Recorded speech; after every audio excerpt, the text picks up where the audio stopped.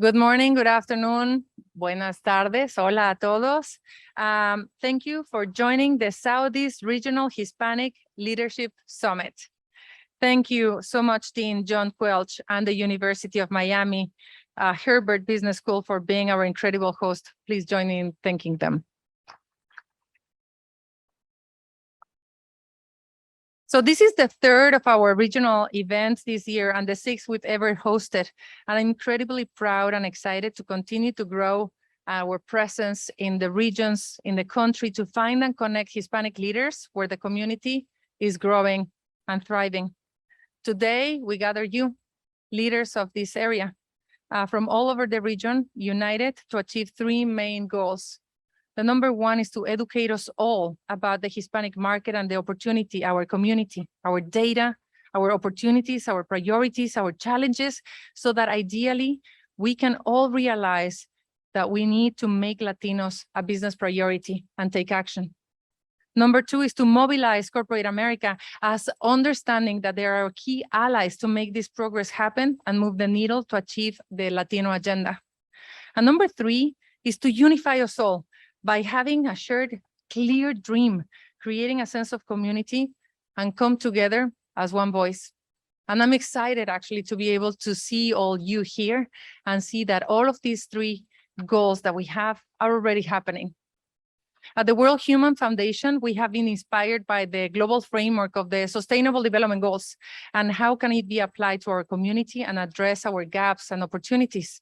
So we landscaped a year ago, 2 years ago, the SDGs, looking at them through the Hispanic lens. So we call them the Hispanic Sustainable Development Goals. And looking at them, we identified from the 17 goals of the Sustainable Development Goals, which ones are the priorities for our community. And we matched that with current research. And we identified the 4 goals of the Sustainable Development Goals that are really transformational for our community if we apply them and we join forces to achieve them. Those 4 goals from the Sustainable Development Goals that are like the HSDGs, the Hispanic Heritage, the Hispanic Sustainable Development Goals are quality education, gender equality, good health and well-being, and decent work and economic growth. If you put them together, those 4 things, education, health, gender equality, and jobs, they constitute the agenda of upward mobility, the agenda of progress, the Hispanic agenda. So today we will have conversations tied to aspects of these goals, as well as the Hispanic promise, so that we are able to reach the Hispanic community and learn what is next for our community. The theme that we've been using since 2022, since the beginning of 2022, is breakthrough, because we are about to break through. We've never been so strong. We've never been so ready. All the conditions are there for us to win this battle. We can and we should be the last generation of Latinos that is not seen and not heard and not valued.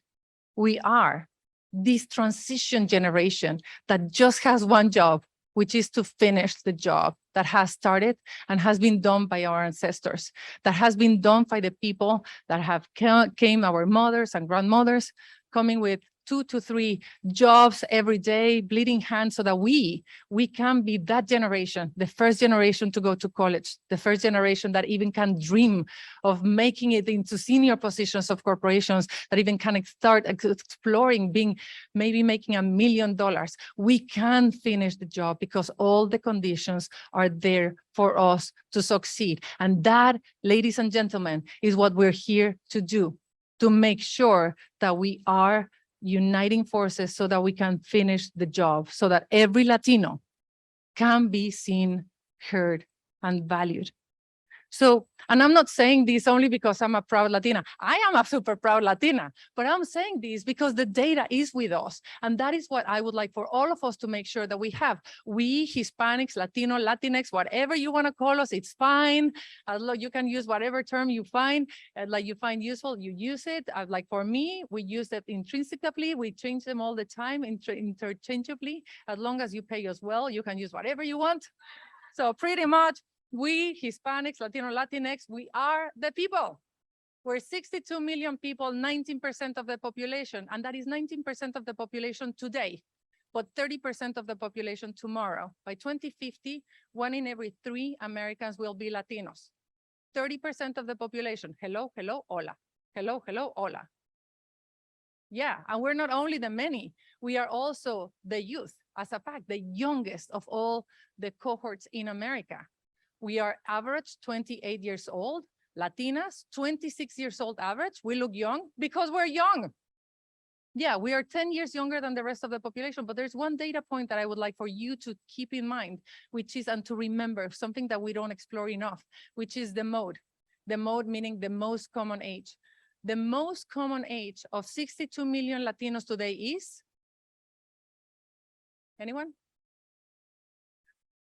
11 years old.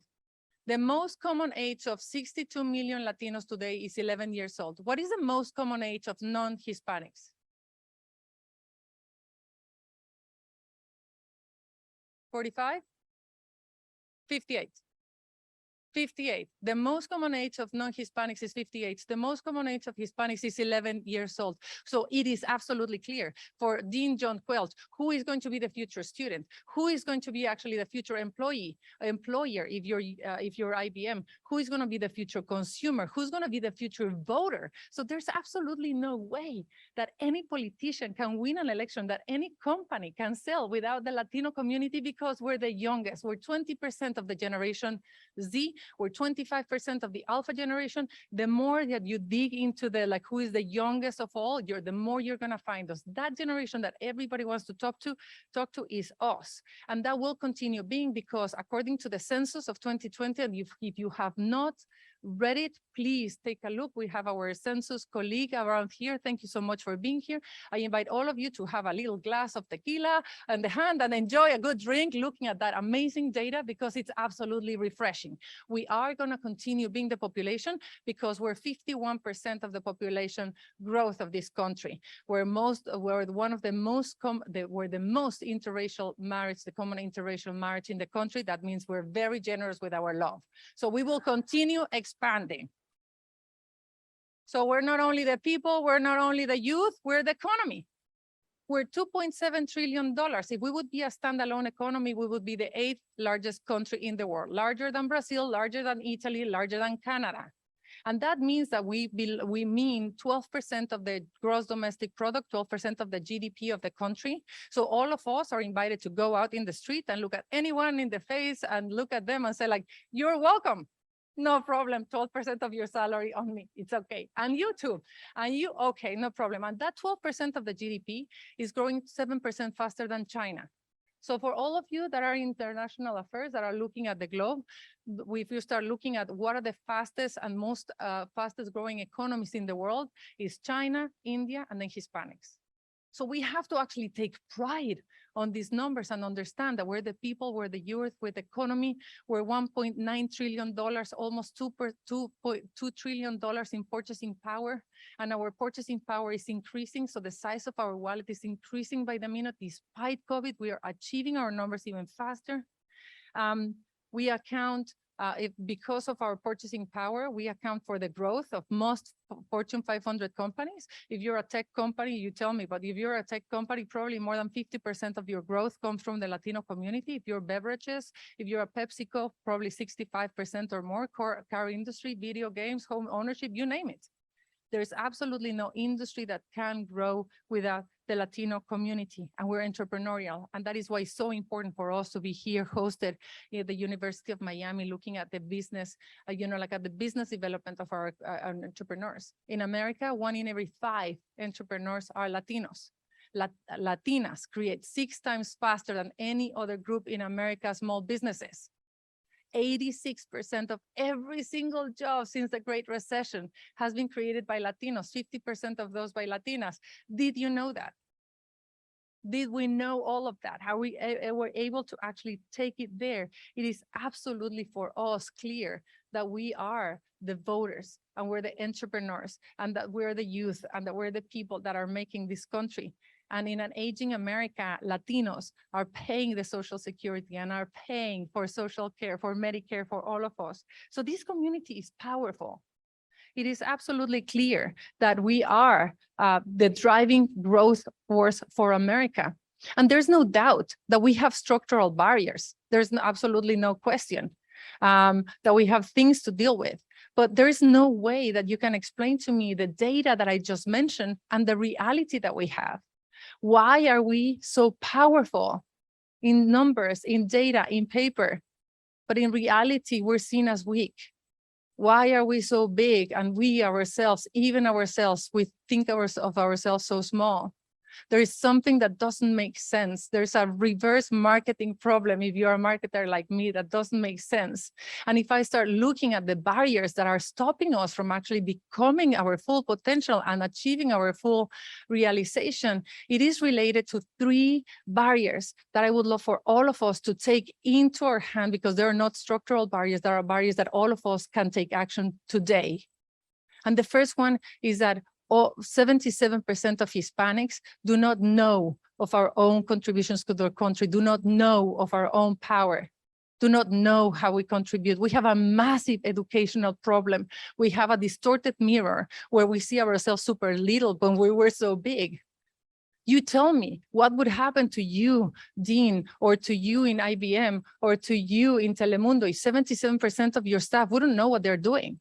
It would be a disaster. So we have to make sure that we take the mirror and we compose it and we put it the reality, and we take the reality that it is clear. We're powerful. We have to drink the Kool-Aid. I know it feels weird, right? But we are beautiful. We mean growth. And this is our time. And it is an invitation for all of you to take all the opportunities that you have to embrace that data and to share that data, to start becoming an educator, a activist of our community, because it is a real disgrace that people don't feel proud of themselves because they don't know how much we contribute to the country. The number 2 insight that I would like to share with you is that 76% of Latinos cannot be themselves at the workplace. So if you're Jorge, you have to pretend to be George when you come to work. And you leave yourself at home and you come to work with someone you don't even know. And that is a disgrace for everybody. It's a disgrace for yourself, because you have to actually suppress your Latinidad and yourself. And it's really hard for companies because it's a revolving door. People are gonna go if they don't feel welcome. And remember, we do not bark, bite, we just walk away. If we don't like something, we don't walk away. And in a time where the talent war is so hard and so strong, it is really imperative for companies to create inclusive environments where they can attract the Latino workforce, and that you can understand how Latinos can be and should be themselves. And the last barrier that I would like to share with you, that I would really hope that all of us leave this room at the end of the day feeling and thinking completely different, is our fragmentation. Latinos were not united, we're absolutely fragmented. And 90% of Latinos identify as Hispanics or Latinos, but we do not act as a Hispanic community. So we identify as Hispanics, but we do not act as a community. And that means that we're, like putting ourselves in small bubbles. We don't talk to the Mexicans, don't talk to the Colombians, don't talk to the Venezuelans, the people of Miami, don't talk to the people of Chicago. Like, we find all kinds of divisions, like your salsa is better than my bachata, but my tamales are from my country. We find the most creative ways to actually fragment ourselves. And that is really absolutely bananas, because what we really need to do is to create shared agendas and to go for them. The way that other communities have shown us in our time, we've seen it, of other communities, how becoming one is useful. And it is absolutely essential that we understand that we're united, we're strong, and that we not only need unity, but we need community. And that when you get the access code, you share the access code and you open the door for each other. And that is actually how we're going to be able to advance. And this is pretty much, I want to talk about like how understandable it is that we elbow each other, how we're not unifying each other, how much we live in the scarcity mentality. Because the scarcity mentality, as a fact, is an idea or worldview that opportunities, resources, and successes are rare and limited, and as such have to be guarded. And when I say it's understandable, it's because the world has been quite limiting for many of us, and we're merely breaking ground. In many cases, we're the first person in our families, as I said. But yes, our scarcity mentality is understandable, but it's not justifiable and it is not desirable. Having a scarcity mentality and a scarcity mindset can be a self-fulfilling prophecy because those beliefs make it difficult to move forward and to live in abundance. Those ideas, those beliefs keep us from dreaming big and from demanding our growth, worth, and rightful place. They put us in a bubble where we think that the oxygen is limited because we think that each opportunity might be the last and that inside the bubble, there's not enough air for all. So that's why, no wonder we don't speak up when someone of us is attacked, when someone is offended or pushed out, because we think that if we defend someone else, another Latino, our position might be at risk because we might be the first one to have that. But it is time to bust the bubbles once and for all, and to realize that the air is abundant for all of us and that there's no seat at the table. There's no one seat at the table because there's no table. There's only a country full of opportunities for every Latino if we support each other, if we're there for each other. It is time to move away from the scarcity mentality to the abundance mentality. And to make that important shift, it's essential to be gathered and surrounded for people that want the same change, that are ready to grow, that are ready to prosper by supporting each other. And that is why you are here, because we think that you have the potential to be a champion for the abundance mentality, for the unity mentality. We are the result of the average of our group. So we need a great group. We need to be surrounded by a group of echados pa'lante, gente that believes in the abundance mentality and that are willing to share the access code. That's why we're here, to convene and create networks of support for those leaders that believe that our time is now. Do you believe our time is now? And to create networks of support of people that understand that we can break through. Do you believe that we can break through? So you leaders in the Southeast are ready to finish the job and cross the finishing line, that understands that united we're strong, because despite our differences and the diversity of our community, there is one thing that truly unifies us. You see, I'm a marketer and I'm pretty obsessive. So I've been obsessive over the last 3 years on what unites us. What is it? Is it language? Is it country of origin? Is it religious beliefs? What is it that unites us? And after looking at data, a lot of data, what I realized is that we have a lot of differences and you can focus on that. But it is when you start playing with the data, when you start shifting the data and start looking at the movement of the data, not so much at the data in a linear way, when we have a really rare identical path. It's almost like if all of us, 62 million people, walk the same steps and follow the same path. And you know what that path is? Do you know what really unifies all Latinos? It is our desire to progress. It is our desire to move forward. It is our desire to intrinsic belief in the American dream. It is why our families, whether they came in the 1500s or 15 days ago, came here to start with.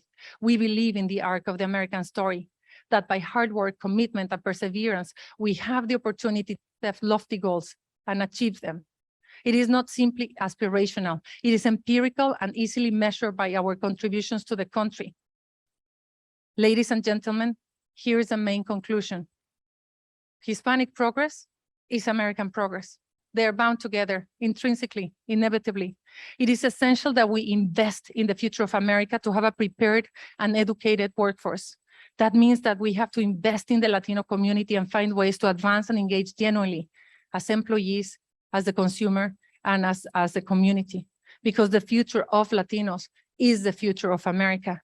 The change we're here to do doesn't come from tearing down. We don't do that. We build up. And that is a Latino difference. And that's why we're here together. We're committed to progress, pursuing growth, believing and making the world better, that every one of us has a role to play. The dam is breaking. Water is leaking. This is an invitation for all of you to put your hands on the wall so that we can tear it apart, put it down. It is time to act and to do something. So let's start today by being ready, open-minded, to shift the scarcity mentality to the abundance mentality, to take someone with you, because the higher you go, the lonelier it gets. So let's get ready to create corporate inclusive environments, to learn more, to absorb the data, to become a factivist, I really hope that today paints a picture of how we can make this change a reality and who are we going to make this change with, because this is our time. Together, we shine. Thank you so very much. Thank you so very much for being here. And thank you so very much for the incredible University of Miami Herbert Business School for being our generous host and an amazing role model who cares and is taking action to advance our community. Thank you for the co-host and the strategic committee members who guided the curation of this event, and for the group that is here today. Thank you for our generous sponsors, the University of Miami Herbert Business School, Google.org, and to our media partner, Telemundo, for making this possible. Please recognize them.